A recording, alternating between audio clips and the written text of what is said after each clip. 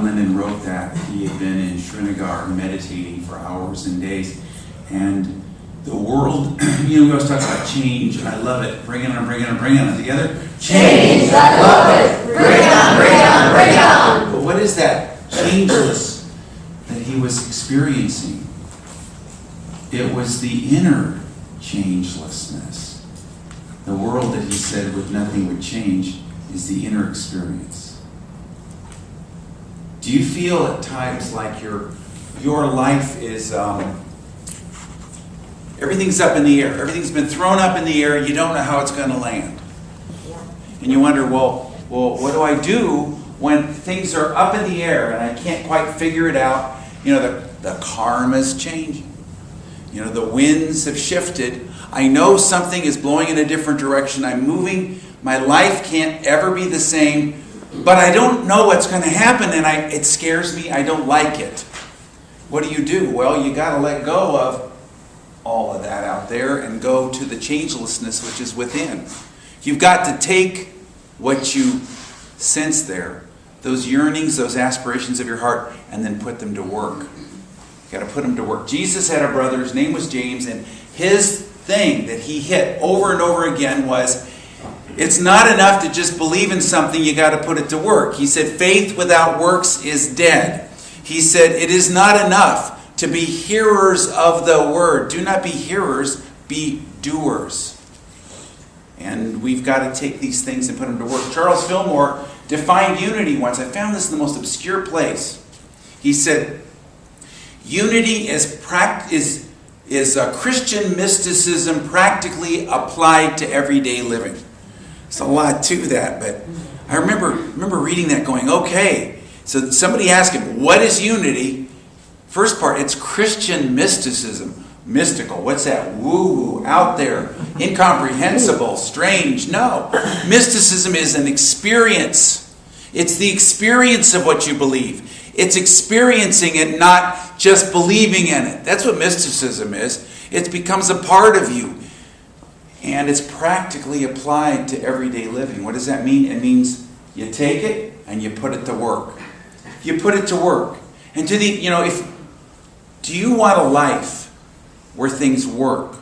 Do you want a life where the feelings that you would like to have in your heart can be experienced in your world as well? If you do, there's only one thing to do, and that's to go to work.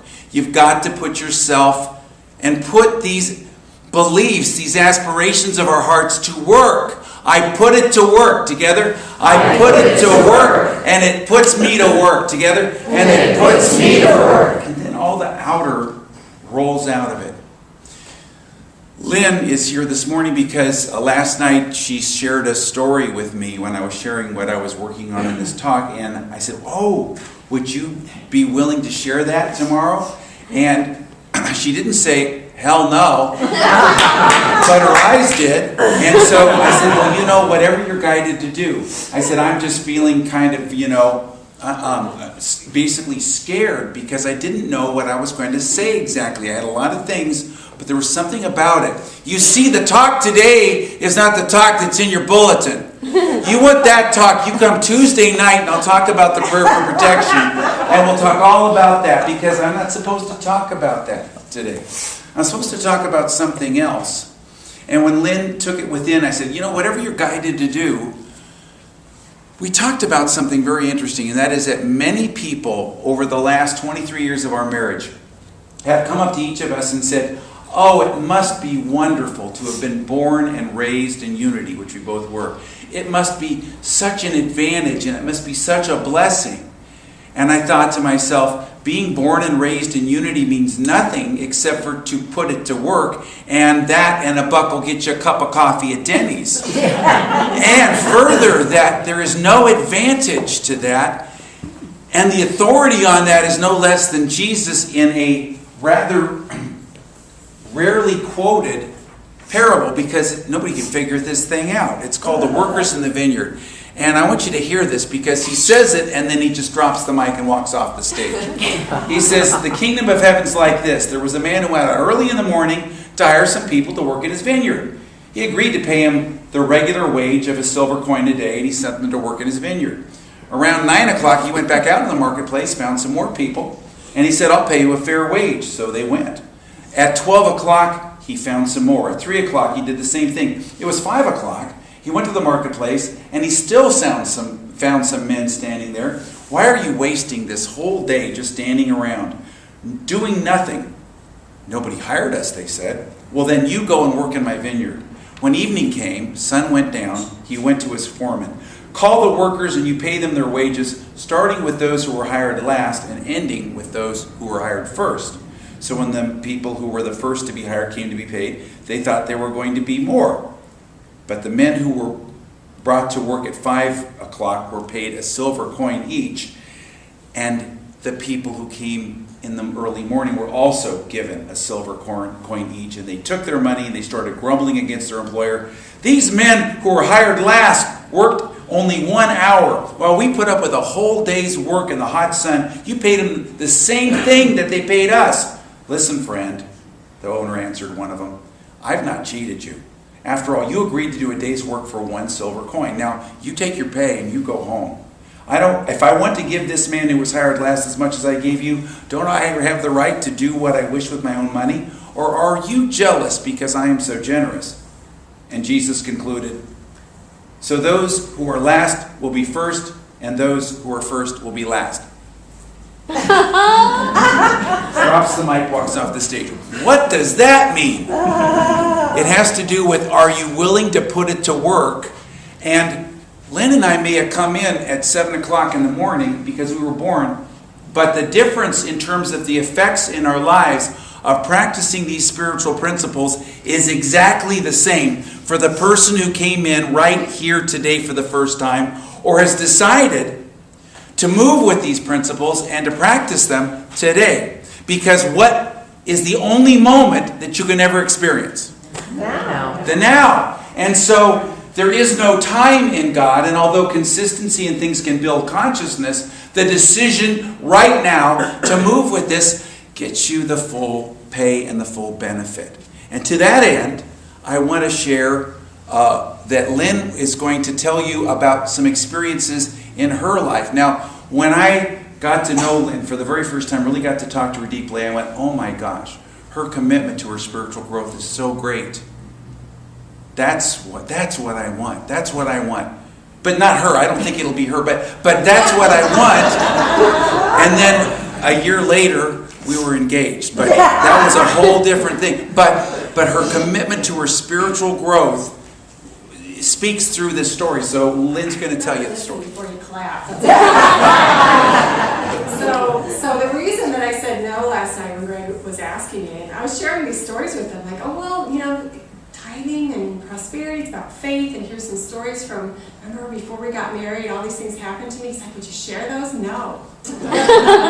Looking back on this time of my life, do you have a time in your life where you look back on and you don't even want to think about it? It was embarrassing, it was hard, I was a complete hot mess, and there's no way, I've never talked about this in public before until 9:30 this morning. So this is just not a time in my life that I choose to dwell on, positively or negatively. I just don't want to think about it. It was right before Greg and I got married, and I had my first real job that was a salary, right? And not much of a salary, but a salary nonetheless. I had my first apartment. I was more or less learning to live on my own, and not really knowing how to do it at all. So the thing that I decided was a really good idea at that time, before I had received even a first paycheck, so I knew what was coming in and what wasn't coming in, was to buy a car. So I thought that was going to be a really good idea. So if you've ever, and not all of you have, at least not this lifetime, but if you've ever been a young woman buying a car, you know that pretty much you've got sucker written across your forehead in red lipstick, right? So I walk in, I buy this car, and there are a few things that they didn't tell me, like the sales tax in Missouri, where I was living at the time, is not folded into your car loan. Problem, big problem for somebody who doesn't even know how much money they're making, right?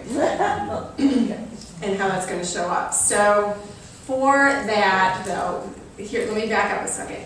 My upbringing was always taught about tithing. I wasn't always required as a kid to, or monitored, I should say, as a kid to do that every time, so sporadically I would do that, and I felt strongly about it, and I believed in tithing, but once I was on my own, this was my opportunity to really practice that more. So that was my commitment, and it wasn't just a commitment to tithing, it was a commitment to that emphasis, that outpicturing of my commitment to my spiritual growth.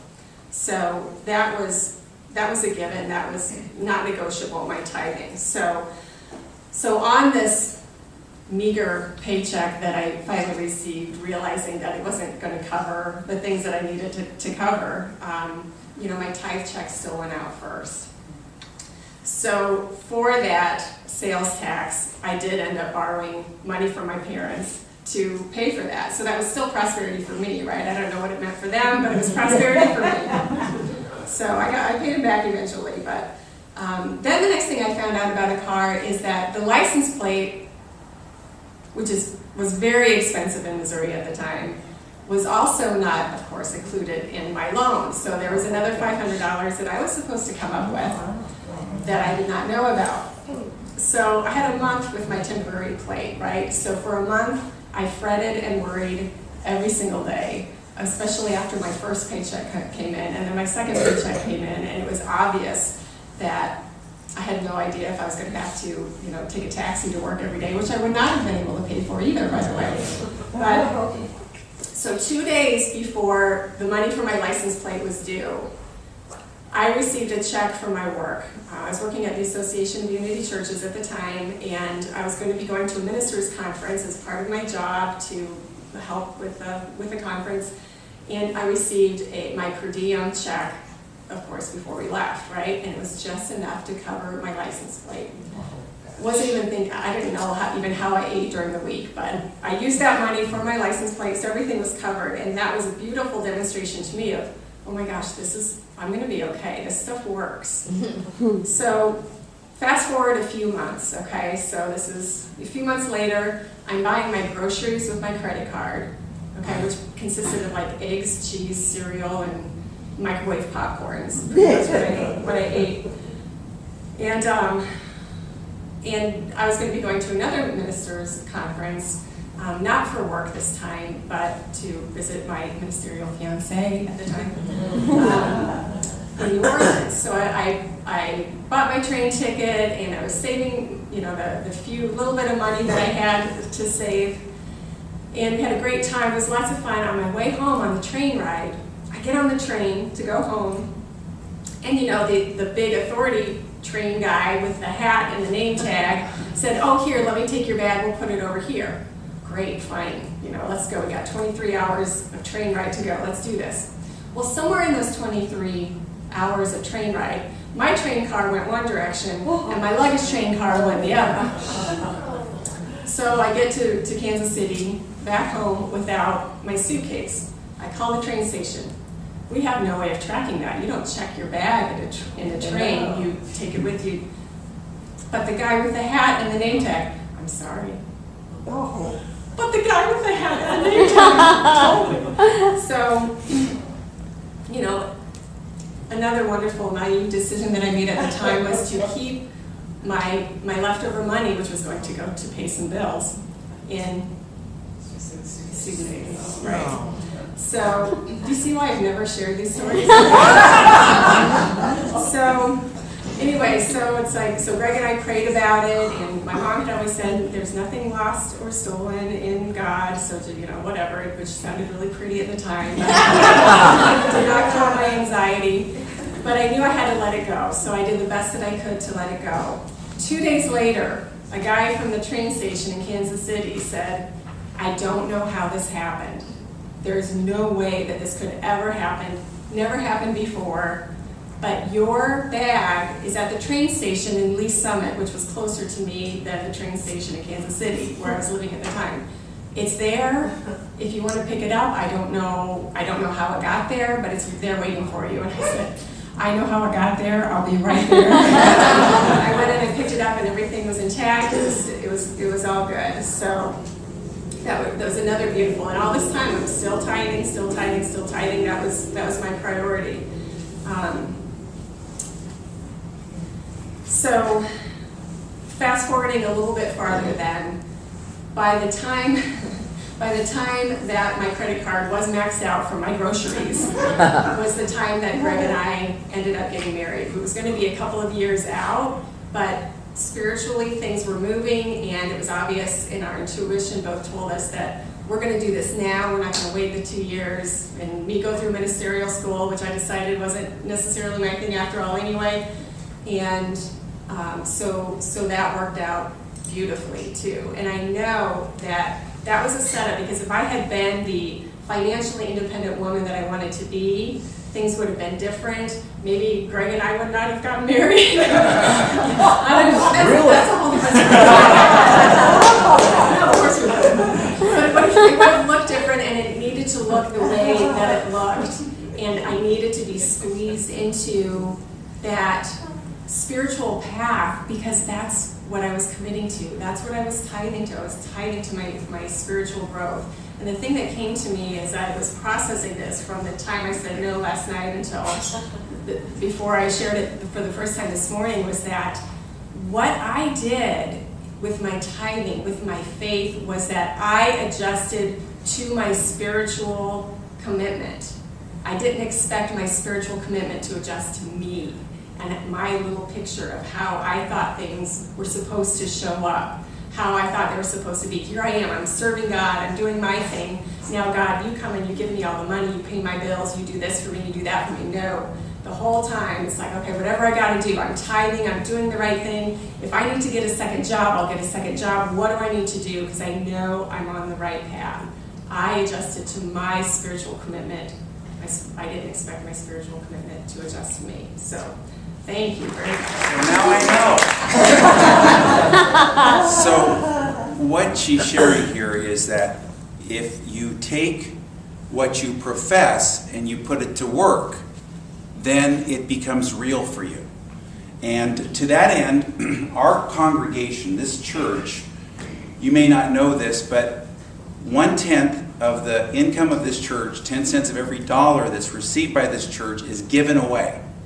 The board every month votes on where it goes. And most months it goes to the Unity Worldwide Ministries, Silent Unity, the region which serves our children, and Martha Creek's healthy congregations. Sometimes we open up to other things, but once a year we have Reverse Tithe Sunday.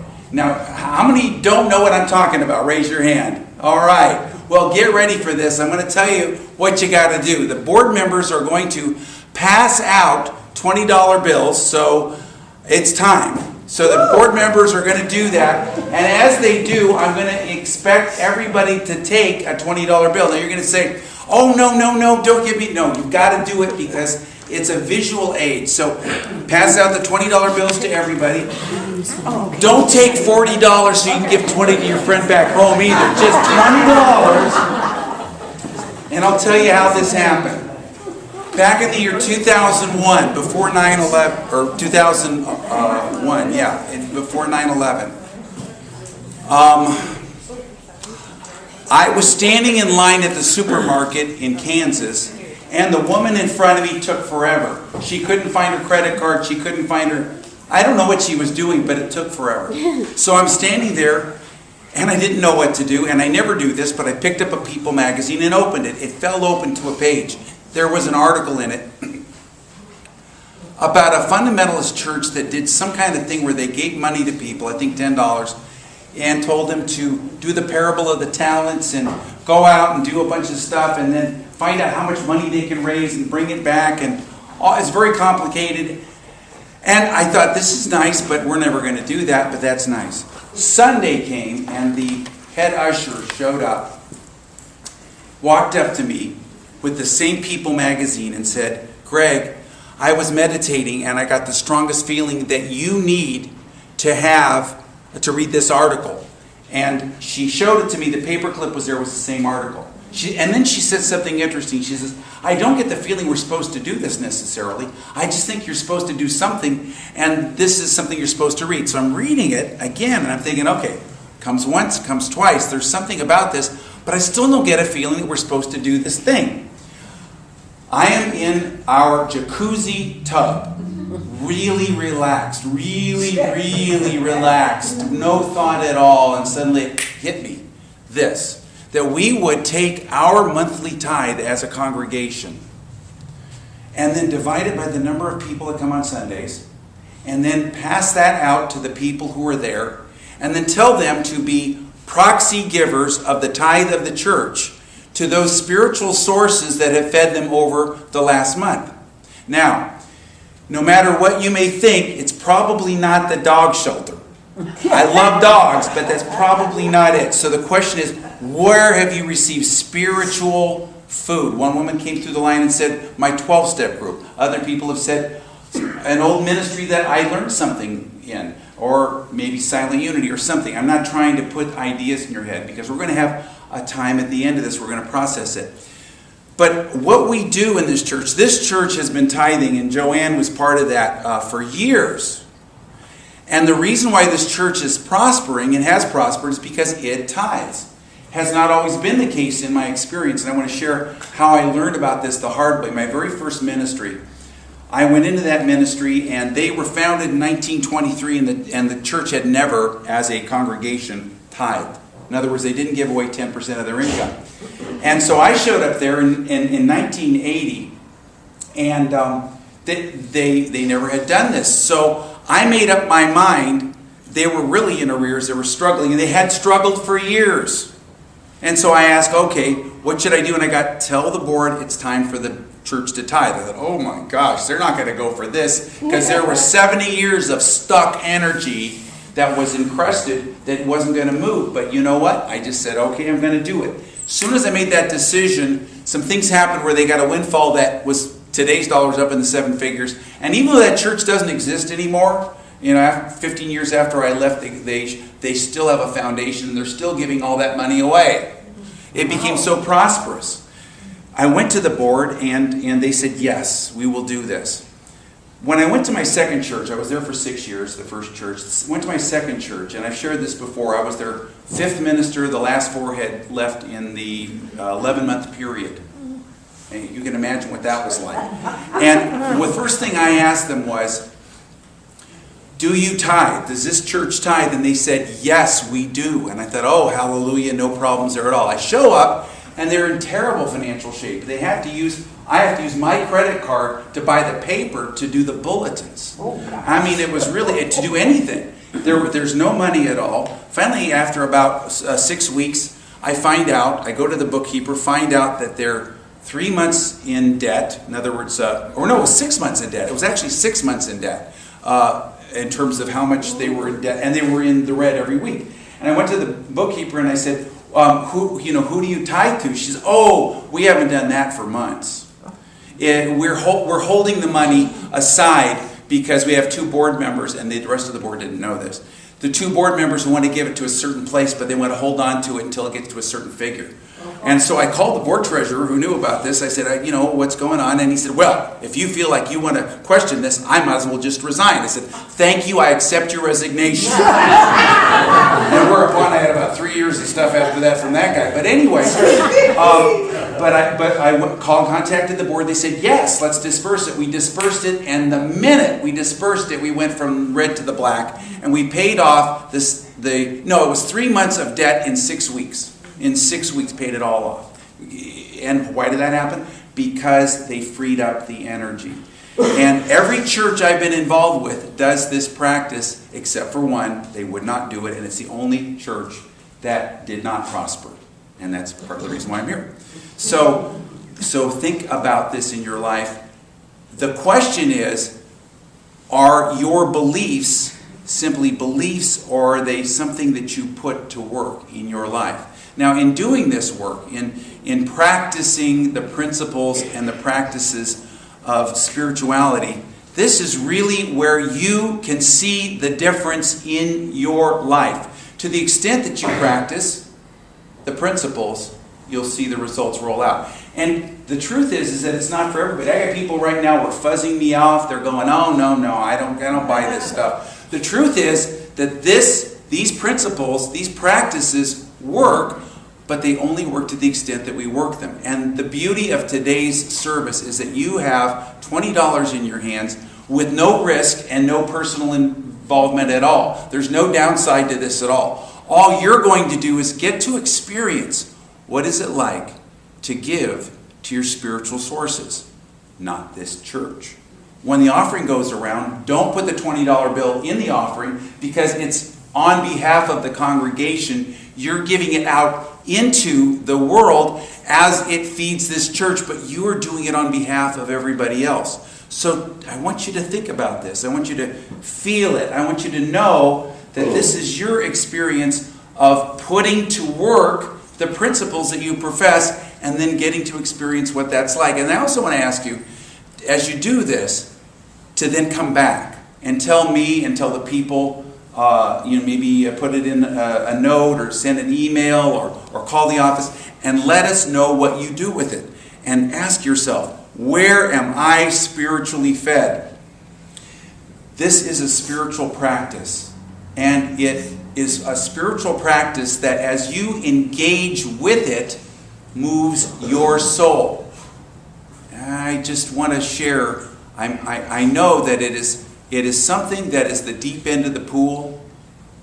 I know that it's something that challenges us right where we live.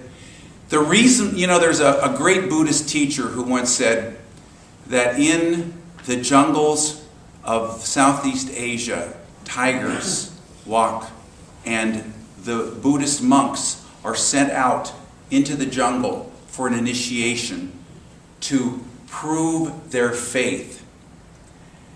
In our society, money takes the place of those tigers. That the fears that come up in us around money are the fears that in other societies are put into other directions.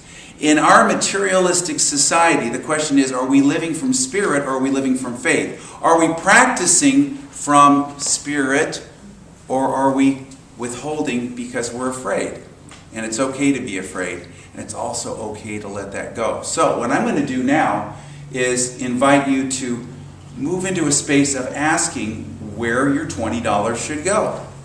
That's all I ask you to do. So just kind of get quiet and open your mind and open your heart and ask yourself, in the last 4 to 6 weeks, where have I been spiritually fed? Maybe it's something that I learned long ago, but where did I receive some spiritual food and nourishment? Where did I receive some teachings or inspiration? Where in my life? And be open to being surprised with the answer. And just kind of quiet your mind and blank it out and listen and let this drop into your consciousness.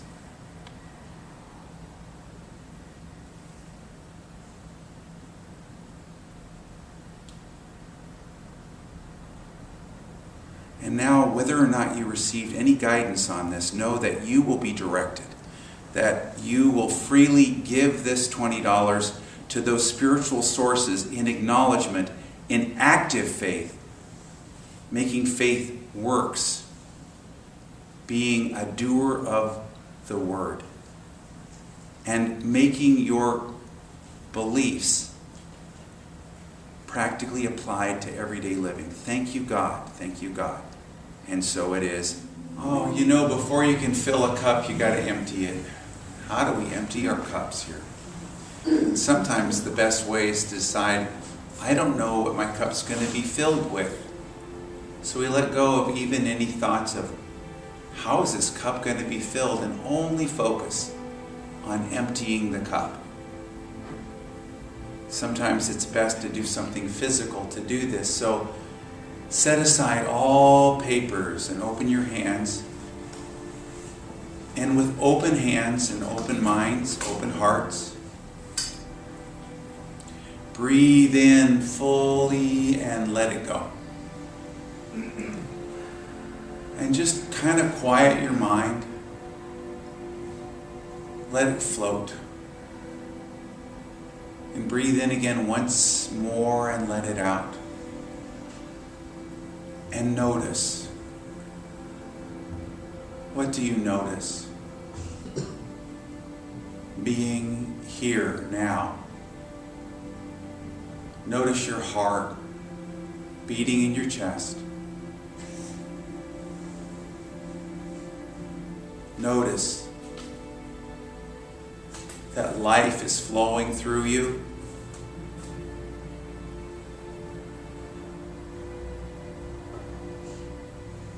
That life is moving and beating in your heart. This is the life of God, and it's not separate from me. Without thought, I just watch my heart beat. Notice. Notice your breath coming in and out on its own. I am being breathed by that great spiritual essence of God. Notice that your heart is beating with the rhythm of God's love.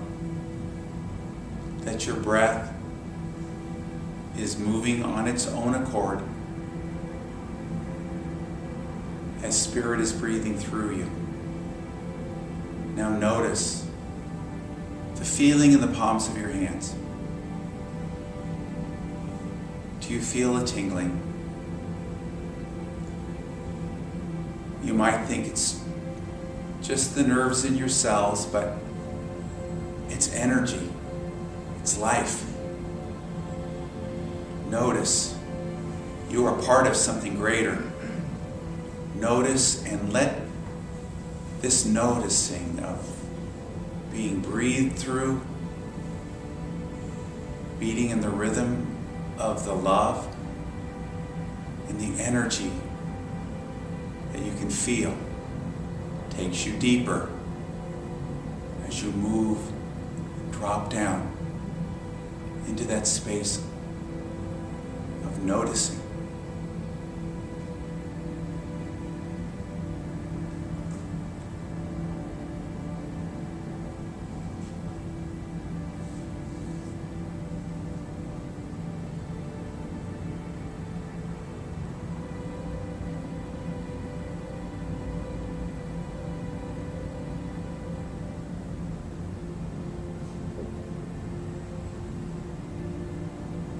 There is nothing more sacred than this now moment.